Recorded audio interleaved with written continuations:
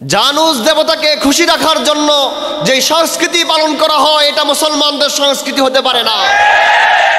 মোহতারাম হাজিরিন, আসছে 31শে ডিসেম্বর রাত্রেবেলা দেখা যায় মুসলিম যুব সমাজ আতশবাজি ফুটায়, ফটকা ফুটায়, রাতের বেলা ফানুস উড়ায়, গান বাজনা বাজায়, ডেকসেট বাজায়।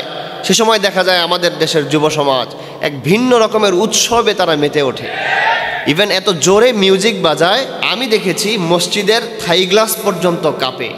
যুবক, তোমার গানের আওয়াজে আল্লাহর ঘরের থাই গ্লাস কাঁপে। এ কোন সংস্কৃতি চালু হলো আমাদের যুবকদের মাঝে? এই যুবক কি হজরতে খালিদ ইবনুল ওয়ালিদের ইতিহাস জানে না? এই যুবক কি হজরতে সাদ ইবনে মুআজের ইতিহাস জানে না? এই যুবক কি হজরতে খাব্বাবের ইতিহাস জানে না? মুসলিম যুব সমাজ কি ধরেছে আর কি ছেড়েছে এই কথা কে বুঝাবে, কে বুঝাবে?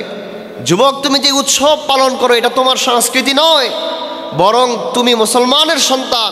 তোমাকে খ্রিস্টানদের ধর্মীয় উৎসব 31st নাইট নামক ঔষধের মাধ্যমে গিলানো হচ্ছে। নিজেকে বুঝাও, নিজেকে বুঝাও, কি করতেছ? কার উৎসবে নাচানাচি করতেছ? কার উৎসব উদযাপন করতেছ? এই রাতকে কেন্দ্র করে মুসলিমদের হাজার হাজার মেয়েরা নিজের সতীত্ব বিলিয়ে দিচ্ছে। এটা মুসলমানদের কাজ নয়। তোমাকে জানতে হবে এটার ইতিহাস কি। আজ থেকে হাজার হাজার বছর পূর্বে প্রেগান নামক একটা মতবাদ রয়েছে, যারা গাছ দেখলে গাছের পূজা করত, মাছ দেখলে মাছের পূজা করত, পাথরের পূজা করত। তো সকালে সূর্য উঠতেছে, সূর্যের পূজা করতেছে। আবার যখন কোথাও বড় অগ্নিকুণ্ড দেখতো তো আগুনের পূজা শুরু করত। এই প্রাকৃতিক পূজারীদের একটা ধর্মীয় রীতি ছিল, প্রত্যেক বছরের প্রথম দিনকে তারা উদযাপন হিসাবে গ্রহণ করত। সেখান থেকে এই নববর্ষ, ইংরেজি নববর্ষ, বাংলা নববর্ষ, এই নতুন বর্ষকে কেন্দ্র করে উদযাপনগুলো এই হাজার হাজার বছর পূর্বে এই প্রাকৃতিক পূজারীদের কাছ থেকেই এসেছে।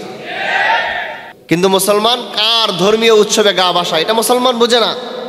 জানুয়ারি, ফেব্রুয়ারি, মার্চ, এপ্রিল, এই যে আমাদের কাছে বছরের যে হিসাব, এটাকে আমরা ইংরেজি সন বললেও এটা মূলত খ্রিস্টীয় সন। এটা শুরু হয়েছে খ্রিস্টান ধর্মের নবী হজরত ঈসা আলাইহিস সালামের জন্মসালকে কেন্দ্র করে এই বছরের গণনা শুরু হয়েছে। আর সেই ক্যালেন্ডারের প্রথম দিনকে খ্রিস্টানরা নিজেদের ধর্মীয় সংস্কৃতির অংশ মনে করে 31st নাইট নামে উৎসব উদযাপন করে থাকে। রোমান খ্রিস্টানদের ভাগ্য দেবতার নাম হচ্ছে জানুস। এখান থেকেই জানুয়ারি নাম এসেছে। ওরা মনে করে ওদের ভাগ্য নির্ধারণ করে এই জানুস নামক দেবতা, এই জন্য তারা এই দেবতার পূজা করত। এখন তো সবাই স্মার্টফোন ইউজ করছেন, আপনারা গুগলে যেয়ে এই জানুস দেবতার নাম সার্চ করলেই বুঝবেন যে এই জানুস দেবতার মাথা দুইটা, একটা এই মাথা আর একটা ওই মাথা। যখন এই সন্ধ্যা নামতো, এই রোমান খ্রিস্টানরা জানুস দেবতার পিছনের মাথার কাছে চলে যেত, সেখানে যেয়ে তার কাছে প্রার্থনা করত বিগত 1 বছরের জন্য। আর যখনই রাত 12টা বেজে যেত তখনই তারা ঘুরে সামনের মাথার কাছে এসে উদযাপন শুরু করত। কেন? আগামী 1 বছর যেন তাদের ভালো যায়। এই ধরনের শিরকি মতবাদ কি মুসলমানদের হতে পারে? অর্থাৎ বোঝা গেল জানুস দেবতাকে কেন্দ্র করে যে উদযাপন হয় এটা মুসলমানদের সংস্কৃতি হতে পারে না।